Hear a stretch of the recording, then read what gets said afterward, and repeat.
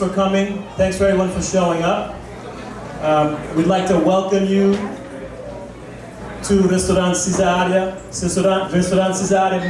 More importantly, would like to welcome Moises. Can we all welcome Moises?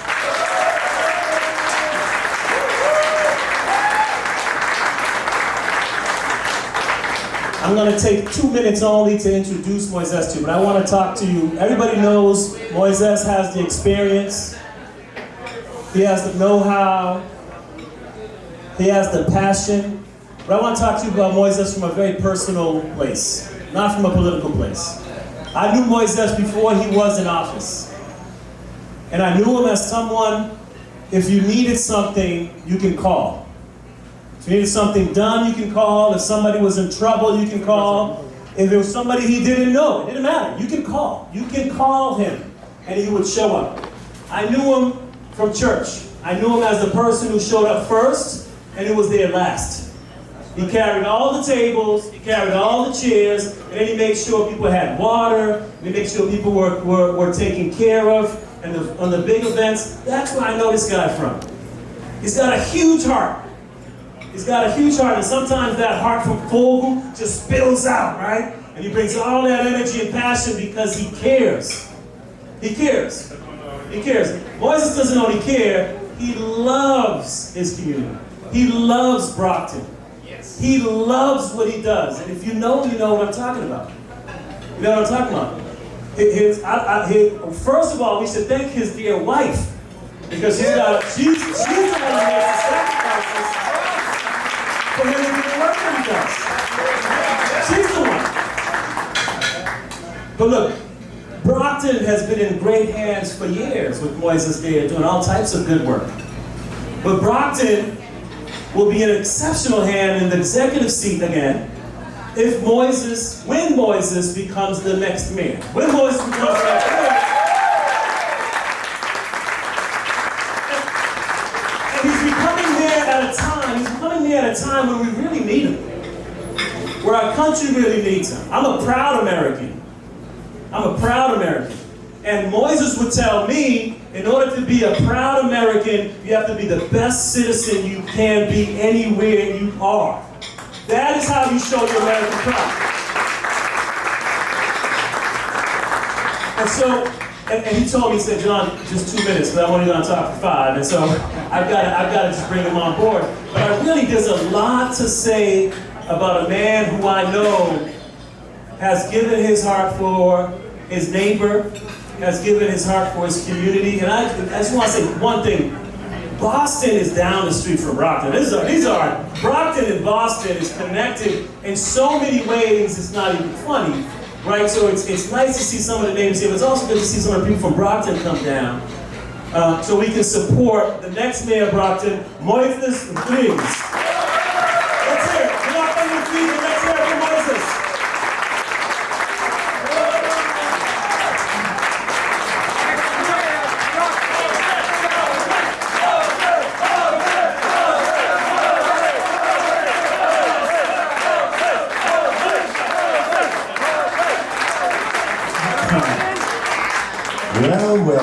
Well, John.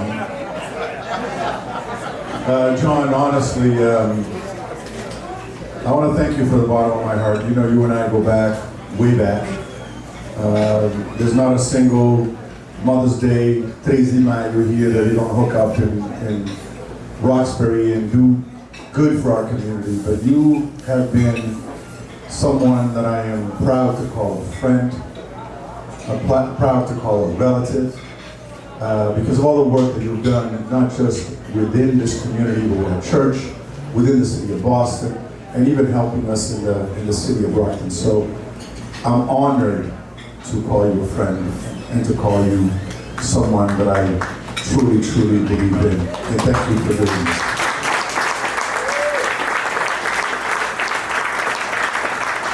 I also want to thank this wonderful restaurant of ours. And I often say that we need to support those that support us. Cesaria is a staple in this community, has been for a long time, and as you said, John, we're 18 miles away from here. And often just traveling through the city, I think it took me about an hour and a half to get here today because of that parking lot called Southeast Expressway. But to be honest with you, Brockton and Boston is connected in so many ways that if we have a restaurant, a fine institution like this, it's important for all of us to get behind it and make sure that you succeed. Because when this restaurant succeeds, we all succeed.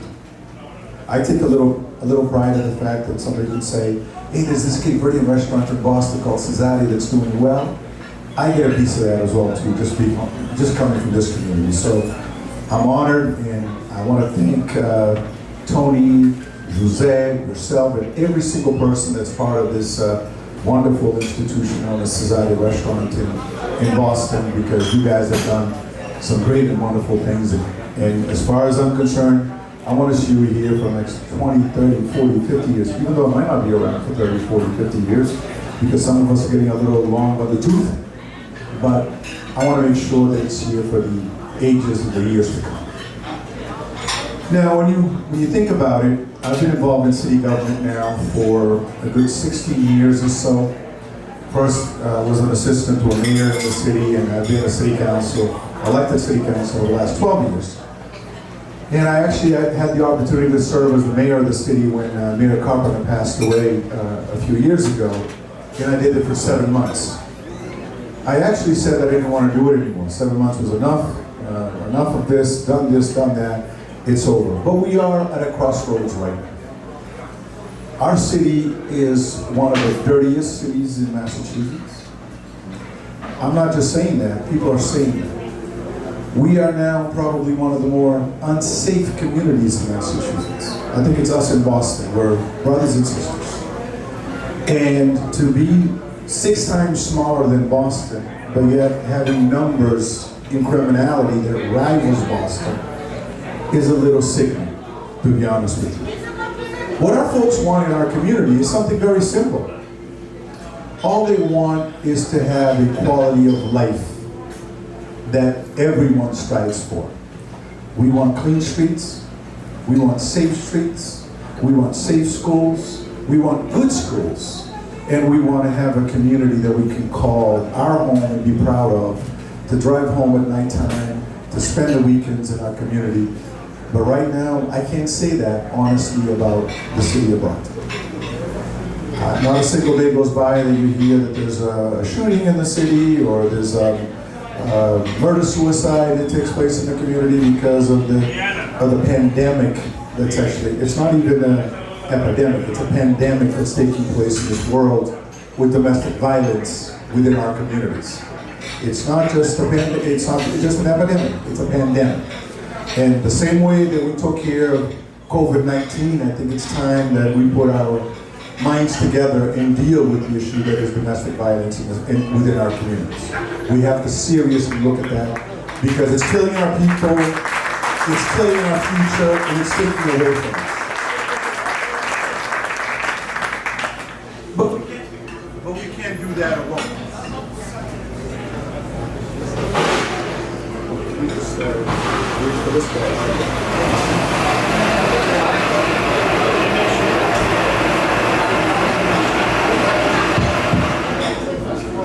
But no one in city government can do that alone.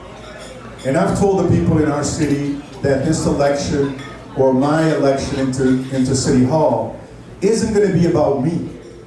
Because if it's about me, I can only do this much. But it has to be about us. It has to be about us coming together and putting our minds together to figure out how to resolve this issue. No mayor, no city council, no city official can go through the 30,000 plus homes in the city and knock on the doors to make sure that the guns are taken out of the homes, to make sure that the kids are going to school when they're supposed to. It has to be a total community effort. And this is what I'm looking to do. I'm looking to bring this community together for us to have a stronger Brockton, a better community, a better, especially Cape Verdean community in the city of Brockton, because right now we're not doing it very well. And it's important for us to do that. So what I'm hoping to do is to be able to gather our communities, bring along with the Haitian community, the Afro community, the African American community, the Latino community, the Anglo community, and come together as one in that city to make sure that our city is getting back to its feet. Because right now, our city is sick. And it's sick and it needs to get better. It needs to get fixed, because if we don't fix it, we might not have a city to go back to. And this is what I intend to do. And it can be done. It can be done easily. It can be done easily. And I keep saying that because if everybody pulls together, we bring our resources together, we bring our minds together, we bring our willingness to work together to do this, it can be done. But it can't be done by one person alone. I rely on city councils like David Texier, former members of the school committee, new people running for office as well. Freddie Fontaine, who's run for office several times in this community. The John Barros of the world. The Liza Wilsons of the world. Individuals that have the know-how and the passion to help us in this community as well, because one person just can't do it alone. And I'm going to rely on you. I'm going to let you know just a couple things that I'm thinking that we can do. One, we need to have a business advisory council in our community. Because I might not know everything about our business, but I know individuals who know about the businesses. I know the folks from Vicente, I know from the folks from the chamber that know a lot about businesses and business development. They can come together and advise us in how to be able to do that. Another thing that we're going to work on is put together a community advisory council made up of individuals from the various communities that come to home. Because again, if the community is involved, then we're halfway done. Because the community can help us get to what we need to do. They can spread the word, they can come up with the ideas and suggestions to make our community better, because we need to do that. We're also going to look into the key issue that I brought up in the beginning, which is quality of life for our people. Again, our city is a dirty city. We have people that live outside of the state, in Connecticut, in New York, that actually own buildings in our city. They come in once a month and collect rent, and you don't see them for the next month. And guess what happens with those properties? They don't live in those properties, they don't live in the neighborhood, so they couldn't care less what those properties look like. So you know what we're going to do? We're going to go after these landlords. We're going to go after these landlords and say, you either clean it up, or you're going to sell it to somebody that's going to clean it up. Because you can't come in and collect it, the $2,500. I heard the other day there's somebody renting a 3-bedroom for almost $3,000. That's ludicrous. Those rents are going out of control. But you can't just come in and collect and just bail out on us. You can't do that. So we're going to go after you to make sure you clean. We have a real issue with homelessness in our community. And you want to hear something interesting? Over 70% of the people that we have homeless in the city of Brockton are not from Brockton. They come from the outskirts. I met a lady that actually used to live in Lakefield. And I asked her, why aren't you homeless in Lakefield? Oh, Lakefield wouldn't put up with it. So you're in Brockton. You're causing the problems in the city of Brockton. Well, you know what? We're going to offer you help. But if you refuse help, you're going to have to get off the streets anyways. So the choice is either accept help, get off the streets, or refuse help, get off the streets. Because we cannot continue to have kids walking to school and they have to walk in the middle of the road because their sidewalks are taken up by people who just decide that they're going to live on the streets. That's not fair.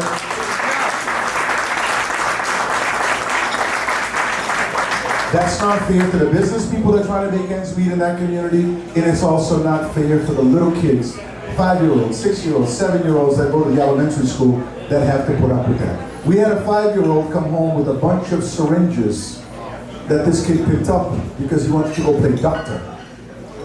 Syringes that are used for drug use. Is that fair for that 5-year-old?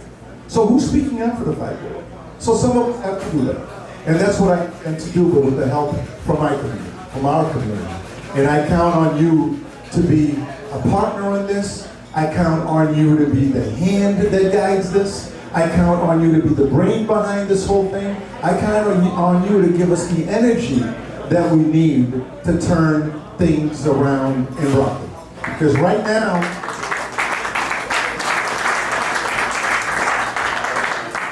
now we have a ship called Brockton that has basically no captain.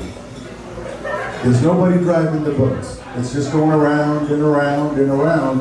But we need to get hold of that. and put this back on the road as it should be. Put this back in the ocean as it should be. So I don't want to take too long because you didn't come here to listen to me blah, blah, blah all night long.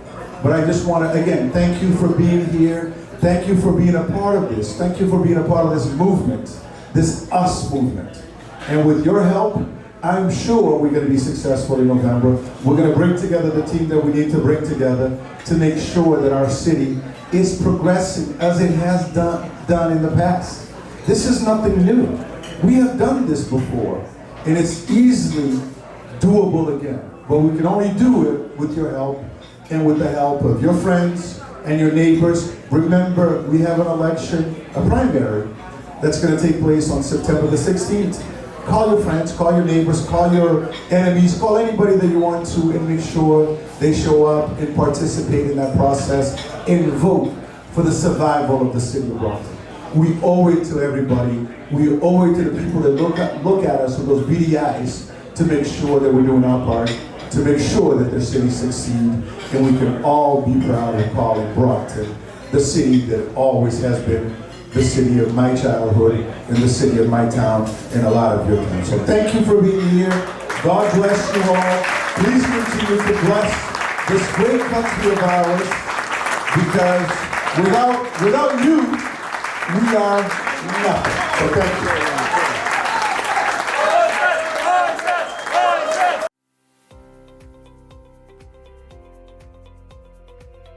Breast cancer affects millions of women in the United States as the second leading cause of cancer-related deaths. Black women are especially at risk of developing and dying from breast cancer compared to women of other races. Early detection can improve treatment outcomes and save lives. Mammograms are a powerful tool in the detection and fight against breast cancer. A mammogram is a quick X-ray that can identify abnormalities in the breasts long before they can be physically felt. Every woman aged 40 years and older is entitled to a free mammogram under the Affordable Care Act every year. Make mammograms a priority in your healthcare routine. It's a small step that can have a huge impact on your health. Let's work together to empower women.